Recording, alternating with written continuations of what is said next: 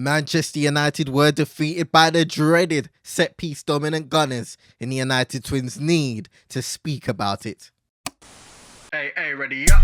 Good or bad, it's a must. Preparations keep pre-match leave a fuss. When the whistle blows, stipulations in the field like a wrestling match. Target, lock them up. Progress on the opposite, believe in divine time. 3H is my time. Load them up with a pinpoint aim. Just two-man step for boots in the field is prime time. We are fit anyway, especially ballers. Touch every 4-4 corners. Open clear set piece with delivering drama. It's like a TV drama, cover every genre. I rush short for the next team. You say they're hot on Marga, left and right. 2 C's up top for the win. Us twins leave dust on the CB's armor. Blessings to everybody inside, including yourself, Cappy. Arsenal 2, Manchester United 0. A game that was determined in the second half through one of our opponents' key strengths in set pieces. Goals from Jurrien Timber and William Saliba flexed what was an absolutely dominant display from corner kicks in terms of frequency and efficiency. There were moments where we dealt with them rather well, but the team began to spiral out of control in all facets of the game towards the back end of this fixture, and that very much so was a reflection of such. The first half was quite interesting because if you look at our lineup, in having Malacia and Delo as the wing backs, the midfield selection from Bruno playing further back with Ugarte and Mount also alongside Garnacho in those dual 10 roles, it appeared that we wanted to have a foundation of solidity defensively, which ended up being successful. Arsenal looked more and more stifled and frustrated as the half went on, and they really weren't able to unleash the likes of Saka, Martinelli and Odegaard, who William, shout out to William in the vibe check, cited as a key figure and a catalyst of change form-wise coming out of that last international break. The caveat to our defensive success was the fact that our quality up front was non-existent. Our possession amounted to nothing, and on the occasion we did venture close enough to Arsenal's area, there weren't bodies inside to invite deliveries. I believe the part of that came from wanting to prevent a threat in transition, but sadly there needed to be more risk taken, and that just didn't happen. In fact, when evaluating everything in the 15-minute break, I felt that it would have had to have taken Arsenal to score for us to come out of that pragmatic shell, and that most definitely was the case to a certain extent. Yeah, and I think we saw the intent from Ruben Amorim when Ahmad came on at half-time, followed by the 3 substitutions after conceding. We were at that point of chasing the game after Jurrien Timber scored his first Arsenal goal.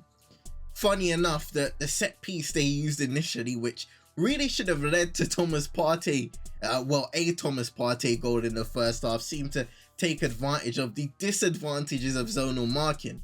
Notice how a flock of players all charged towards the front post just before the delivery. Those sudden and late movements cause chaos for players who are already hyper-focused on protecting an area of the box, but now have to adapt on the fly to a group moving in an organized fashion to them, but from our perspective, it's an entry into the unknown. If somebody in the comments actually can find or already understands perhaps if we are susceptible to giving up front post opportunities from corner kicks or set pieces in general, I would like to know as well, because it did cross my mind. Despite the game opening up, I think the closest we did come to equalizing at the time was through Matthijs de Ligt, and that originated from Ahmad winning possession high up the pitch and forcing Zinchenko into a mistake. Bruno delivered, and it was a strong header back across goal, well saved by David Raya.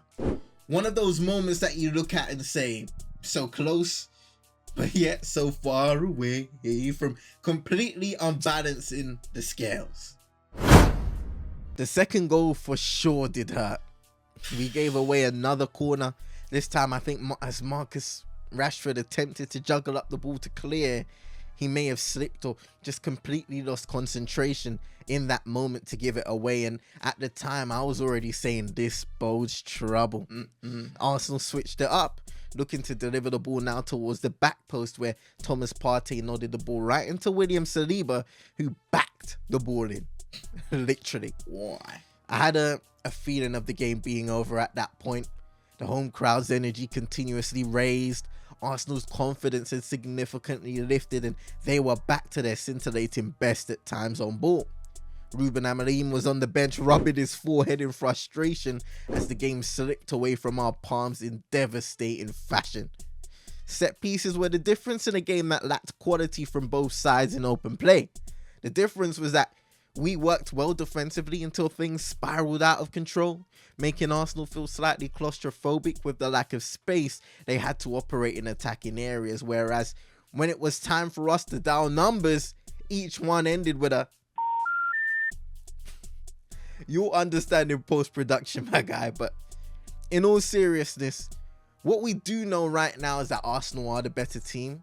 We saw the difference in the way we reacted after conceding. And while bedlam ensued at the Emirates, we couldn't quite find a way to drown out the chaos, the noise. So instead, we were the ones who sunk further into obscurity, while the winners flexed their front-running muscles.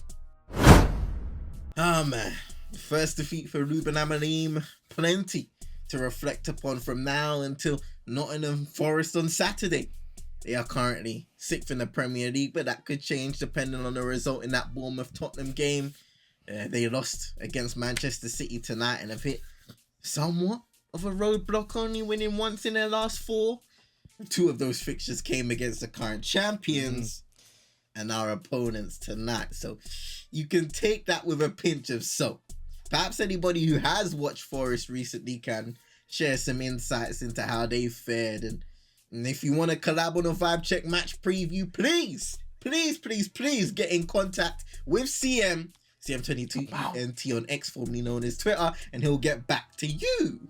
Shout out to man like Will once again for coming through. Make sure you go and subscribe to his channel. But ladies and gentlemen, 22s, let us know what you thought of the game in the comment section below. Please be sure to hit that like button.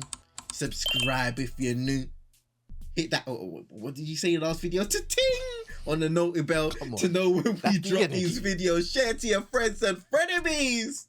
And until the next time, we'll see you lot in a bit. Keep calm, composed, to just know your role when the don's inside. Better hide what you're stashing. On the field, just one ball dominates. 22 egos fighting to tag in, rough and rugged. It's like old school.